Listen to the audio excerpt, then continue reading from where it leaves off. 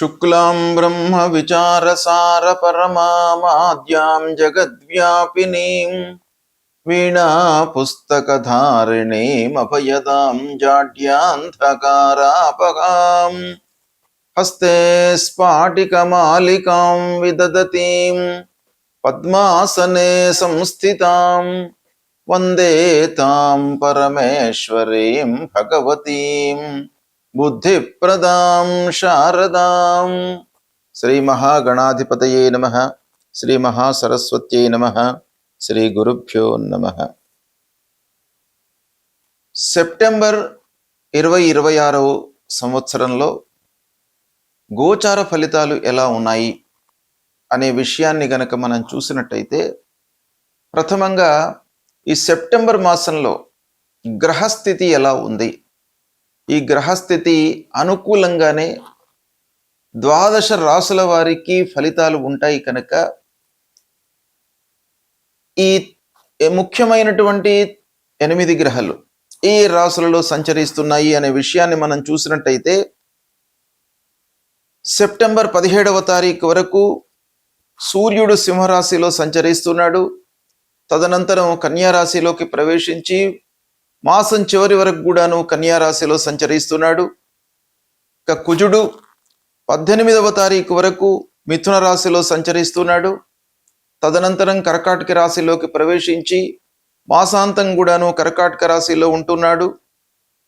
ఇక బుధుడు 7వ తారీఖు వరకు సింహరాశిలో సంచరిస్తున్నాడు. తర్వాత కన్యారాశిలోకి ప్రవేశించి 26వ తారీఖు వరకు కన్యారాశిలో ఉంటున్నాడు. 26 తర్వాత మళ్ళీ తులారాశిలోకి ప్రవేశిస్తున్నాడు. మాసం చివరిలో తులారాశిలో 4 రోజులు సంచరిస్తున్నాడు. ఇక గురు భగవానుడు 2 జూన్ నుండి కర్కాటక రాశిలోకి ప్రవేశించాడు గనక ఈ సెప్టెంబర్ మాసం లోపల కూడాను కర్కాటక రాశిలో సంచరిస్తున్నాడు.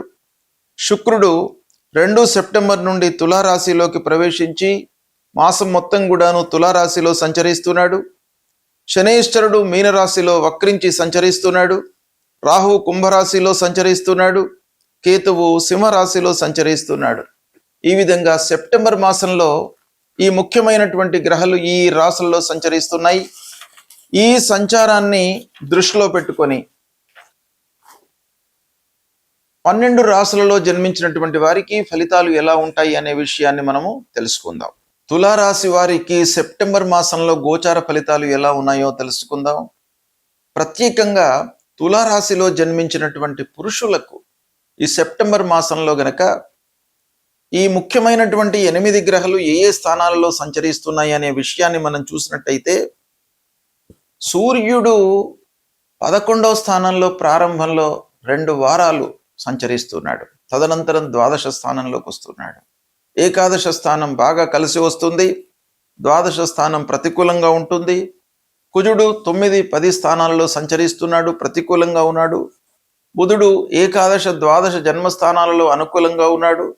గురువు 10వ స్థానంలో ప్రతికూలంగా ఉన్నాడు. శుక్రుడు జన్మస్థానంలో అనుకూలంగా ఉన్నాడు. శనైశ్వరుడు 6వ స్థానంలో సంచారం అనుకూలం. రాహువు 5వ స్థానంలో ప్రతికూలం. కేతువు 11వ స్థానంలో అనుకూలం. ఈ విధంగా ఈ స్థానాలలో ముఖ్యమైనటువంటి గ్రహాలు సంచరిస్తున్నాయి. ఈ స్థానాలను కనుక మనము లెక్కలోకి తీసుకున్నట్టయితే వీటి యొక్క ఫలితాలు ఎలా ఉన్నాయి అనే విషయాన్ని చూస్తే, సూర్యుడి ఏకాదశ స్థానం ప్రథమంగా బాగా కలిసి వస్తుంది. ఆదాయం పెరుగుతుంది. పెట్టుబడులు మనకు కలిసి వస్తాయి. పూర్వం పెట్టినటువంటి పెట్టుబడుల మూలకంగా లాభాలను ఈ సమయంలో మీరు పొందేటువంటి అవకాశాలు ఉన్నాయి. ప్రత్యేకంగా 17వ తారీఖు వరకు మీరు కోరికలు అంటే ఏవైతే అనుకుంటారో వాటికి అనుగుణంగా మీరు నిర్ణయాలు తీసుకుంటారు, కార్యాచరణ చేపడతారు. తద్వారా మీకు ఫలితాలు అనుకూలంగా ఉంటాయి. ఇక 17 తర్వాత సూర్యుడు మారుతూ ఉన్నాడు. 12 స్థానంలోకి వస్తున్నాడు. ఈ 12 స్థానం మూలకంగా కొంత ఖర్చులు పెరిగే అవకాశాలు ఉన్నాయి. దాన్ని కొంత కట్టడి చేసుకున్నట్టయితే మీకు బాగా కలిసి వస్తుంది. దూర ప్రయాణాలు కలిసి వస్తాయి. అదృష్టము అనుకూలిస్తుంది. ఉద్యోగంలో అధిక శ్రమతో మీకు మంచి ఫలితాలు కనబడుతున్నాయి. అంటే శ్రమ ఉంటుంది, కానీ దానికి ప్రపోర్షనల్గా ఫలితం కూడాను మీకు ఉంది కాబట్టి శ్రమను మీరు మర్చిపోతారు. ఫలితం ఉన్నట్టయితే శ్రమను ఎవరైనా కూడా ఇగ్నోర్ చేస్తారు కాబట్టి దాన్ని మర్చిపోయేటువంటి అవకాశాలు ఉంటాయి. ఆ విధంగా మీకు మంచి ఫలితాలు కనబడుతున్నాయి. ఇక వ్యాపారము విషయం మనం చూసినట్టయితే మిత్రుల ద్వారా మీకు లాభాలు ఉన్నాయి. అంటే మిత్రుల యొక్క సహకారము, ఆత్మీయుల యొక్క సూచనలు మీకు ఈ మాసంలో బాగా కలిసి వస్తాయి. విదేశీ సంబంధాలు, తద్వారా మీరు చేపట్టేటువంటి వ్యాపారం మీకు బాగా కలిసి వస్తుంది. విదేశ ప్రయాణ యోగం కూడాను కనబడుతుంది. ఆత్మవిశ్వాసంతో మీరు ముందుకు వెళతారు. మంచి నిర్ణయాలను సకాలంలో మీరు తీసుకోవడం మూలకంగా మంచి ఫలితాలు గోచరిస్తున్నాయి. ఇక ఉద్యోగం చేస్తున్నటువంటి వారికి వర్క్ లోడ్ ఉన్నప్పటికీ వర్క్ ప్లేస్ లోపల మీకు గౌరవ మర్యాదలు కనబడుతున్నాయి. మంచి వారితో మీకు సాహచర్యం ఏర్పడుతుంది. మీ పైన ఆకర్షణ ఏర్పడుతుంది. అంటే మీరు చేస్తున్నటువంటి పనికి, నైపుణ్యానికి అధికారులు, యాజమాన్యము వీళ్ళందరూ కూడాను ఒక రకంగా ఆకర్షితులయ్యి మీకు మంచి ఫలితాలను, ప్రమోషన్ లాంటివి ఇచ్చేటువంటి అవకాశాలు కూడాను బాగా కనబడుతున్నాయి. పోటీ పరీక్షల లోపల మీకు అనుకూలమైనటువంటి ఫలితాలు ఉంటాయి. గిట్టని వారి మూలకంగా మీకు మంచి ఫలితాలు ఉన్నాయి ముఖ్యంగా ఈ మాసం లోపల. అయితే పిల్లల విషయంలో మట్టుకు కొన్ని జాగ్రత్తలు తీసుకోండి. వాళ్ళ యొక్క చదువు కానివ్వండి, వాళ్ళ సెటిల్మెంట్ కానివ్వండి, వాళ్ళ విషయంలో మీరు చాలా జాగ్రత్తగా మీరు ఈ మాసంలో ఉండాలి.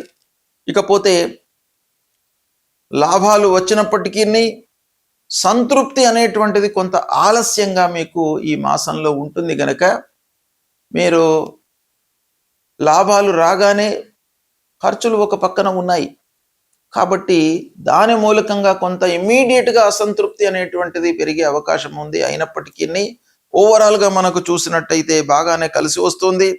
ఉద్యోగం చేస్తున్నటువంటి వాళ్లకు ఈ మాసం లోపల ప్రమోషను లభించేటువంటి అవకాశం ఉంది. వ్యాపారులకు కొత్త ఒప్పందాలతో ముందుకు వెళతారు. వ్యాపారం అభివృద్ధి పథంలోకి వస్తుంది. విస్తరణపై మనస్సు నిలుపుతారు. ఇక పెళ్ళైనటువంటి వాళ్లకు, భార్యాభర్తల మధ్యన అన్యోన్యత కనబడుతుంది. వివాహ ప్రయత్నాల కొరకై చేస్తున్నటువంటి వాళ్లకు కూడాను ఈ మాసం బాగా కలిసి వస్తుంది. ఆర్థికంగా మంచి ప్రోగ్రెస్ కనబడుతుంది ఈ మాసంలో. ముఖ్యంగా క్రమేపీ మీరు ఒక డెవలప్మెంట్ దిశలోకి వెళతారు. ఆరోగ్యం నిలకడగా ఉంటుంది. అయినప్పటికీ మీరు కొంత శ్రద్ధ వహించడం అవసరము. విదేశీ అవకాశాలు మీకు బాగా కలిసి వచ్చే సూచనలు ఉన్నాయి. కోర్టు వ్యవహారాలలో అనుకూలత కనబడుతుంది. ధార్మికమైనటువంటి పనులు చేస్తారు. ధర్మానికి సంబంధించినటువంటి పనుల లోపల మీరు నిమగ్నమై ఉంటారు ఈ మాసం లోపల. ఇది చాలా సంతృప్తిని కలిగించేటువంటి విషయము. ఓవరాల్గా మనం చూసినట్టయితే తులారాశి వారికి, ఉద్యోగం చేస్తున్నటువంటి వారికి బాగా ఉంది. ఆదాయం పెరుగుతుంది. వర్క్ ప్లేస్ లోపల కానివ్వండి, సమాజం లోపల కానివ్వండి మీకు గౌరవ మర్యాదలు లభిస్తాయి. ఒక పాయింట్ మీరు ఆలోచించాలి. తులారాశిలో జన్మించినటువంటి పురుషులు కొంత అహంకారాన్ని, ప్రతి వాళ్లను కూడాను విమర్శించేటువంటి తత్వాన్ని మీరు విడనాడినట్టయితే ఈ సెప్టెంబర్ మాసము మీకు బాగా కలిసి వస్తుంది. విజయ సూచనలు కనబడుతున్నాయి. దీన్ని సద్వినియోగపరచుకోండి. గోచార ఫలితాలను సాధారణంగా జన్మ సమయంలో చంద్రుడు ఉన్నటువంటి రాశి పరంగా ప్రస్తుతము ముఖ్యమైనటువంటి గ్రహాలు ఏ స్థానాలలో సంచరిస్తున్నాయి, తదనుగుణంగా ఫలితాలు ఎలా ఉంటాయి అనేటువంటి విషయం పైన మనం కాన్సన్ట్రేషన్ చేసి తదనుగుణంగా ఫలితాలను చెప్పడం జరుగుతుంది. అయితే ముఖ్యమైనటువంటి గ్రహాలు సూర్య భగవానుడు. సూర్యుడు ప్రధానంగా మనకు ఆరోగ్యాన్ని ఇచ్చేటువంటి ఒక గ్రహము. సూర్యనారాయణుడి మూలకంగా మనకు శారీరక సౌఖ్యము కలుగుతుంది. అలాంటి రవి రారాజు ప్రతికూలంగా ఉన్నప్పుడు సాధారణంగా ఆరోగ్యపరమైనటువంటి సమస్యలు తలెత్తుతాయి. దాన్ని నివారించుకోవడానికి ఆ సూర్యుడి యొక్క అనుకూలత, అనుగ్రహము మనకు కావాలి. దానికి మనం ఏం చేయాలి అనంటే ప్రతినిత్యం కూడాను స్నానం చేసిన తర్వాత సూర్యుడికి నమస్కారం చేయండి. సూర్యుడికి కేవలం నమస్కారం చేయడం మూలకంగానే సూర్య భగవానుడు సంతృప్తి చెంది మనను అనుగ్రహిస్తాడు. నమస్కార ప్రియో భానుహు అని శాస్త్రం చెప్తోంది. కాబట్టి కేవలము మీరు సూర్యుడికి స్నానానంతరము 12 సార్లు సూర్య భగవానుడికి నమస్కారం చేసుకోండి, భూమికి నమస్కారం చేసుకోండి, మీకు ఆరోగ్యాన్ని ఇస్తాడు. అదేవిధంగా మూలమంత్రాన్ని జపించండి. మూలమంత్రం జపాకుసుమ సంకాశం కాశ్యపేయం మహద్యుతిం తమోరిం సర్వపాపఘ్నం ప్రణతోస్మి దివాకరం అనేటువంటి మూలమంత్రాన్ని ప్రతినిత్యం కూడాను జపించండి. 3 సార్లు సూర్య భగవానుడికి అర్ఘ్యప్రదానం చేయండి. అర్ఘ్యప్రదానం అంటే నీళ్లు వదలడం సూర్యుడికి.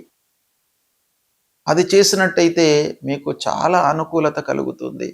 ఆదిత్య హృదయాన్ని స్తోత్ర పారాయణం చేయండి. సూర్యుడు ప్రధానమైనటువంటి గ్రహము.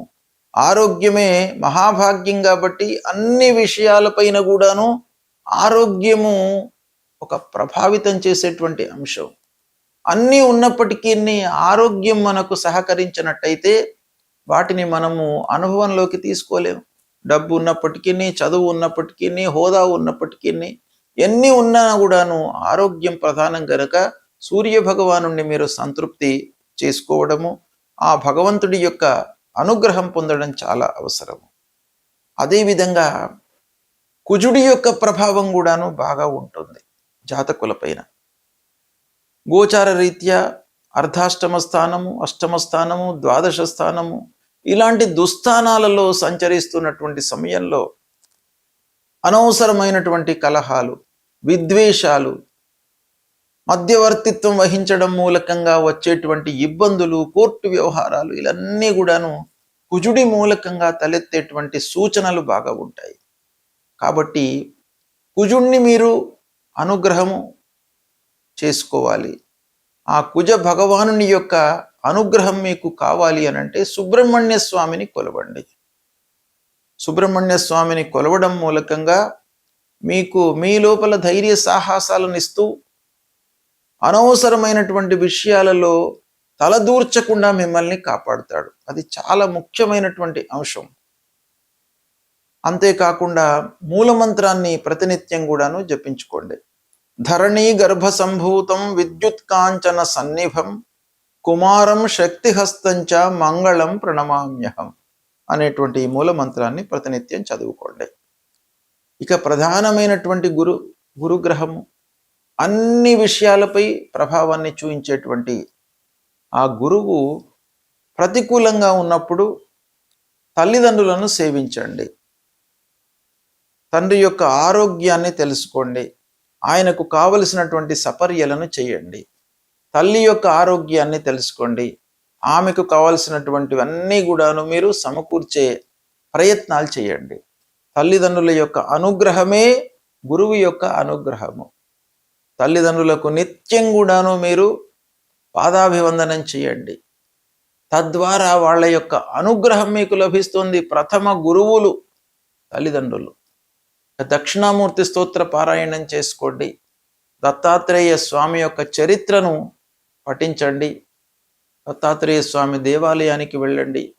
మూలమంత్రాన్ని చదువుకోండి. దేవానాంచ ఋషీణాంచ గురుం కాంచన సన్నిభం వందనీయం త్రిలోకానాం తం నమామి బృహస్పతి అనేటువంటి మూలమంత్రాన్ని ప్రతినిత్యం కూడాను చదువుకోండి. ఇక శనీశ్వరుడు ప్రధానమైనటువంటి గ్రహము. అన్ని ఆటంకాలకు, ఆలస్యానికి, విఘ్నాలకు కారణమైనటువంటి వాడు శనీశ్వరుడు. ఎక్కువ రోజులు ఉంటాడు ఒక రాశిలో. కాబట్టి ఆ శనీశ్వరుడి యొక్క ప్రభావం మన పైన ఉండడం చాలా సహజం. కాబట్టి దుస్థానాలలో సంచరిస్తున్నటువంటి సమయంలో ప్రత్యేకంగా శని విషయమై హనుమాన్ చాలీసా ప్రతినిత్యం కూడాను చదవండి. ఆంజనేయ స్వామిని దర్శించండి. ఆంజనేయ స్వామి మూలకంగా మీ లోపల ఆలస్యము ఎంత కలిగినప్పటికీ, ఎన్ని విఘ్నాలు మీకు తలెత్తినప్పటికీ మీ లోపల ధైర్యము, సాహసము, ఏకాగ్రత, పట్టుదల నిలిపేటువంటి అవకాశాలు ఆ ఆంజనేయ స్వామి యొక్క అనుగ్రహం మూలకంగా మీకు కలుగుతుంది. కాబట్టి ప్రతినిత్యం కూడాను ఆంజనేయ స్వామిని దర్శించుకోండి, అమ్మవారిని దర్శించుకోండి, గణపతిని స్మరించండి. ఇవి చేసినట్టయితే మీకు గ్రహాల మూలకంగా ఉద్భవించేటువంటి దుష్ఫలితాలు అన్నీ కూడాను దూరమవుతాయి. భగవంతుడి యొక్క అనుగ్రహము, తల్లిదండ్రుల యొక్క అనుగ్రహం మూలకంగా మీకు మంచి ఫలితాలు ఉంటాయి. ఇవి ఆచరించండి. శుభం.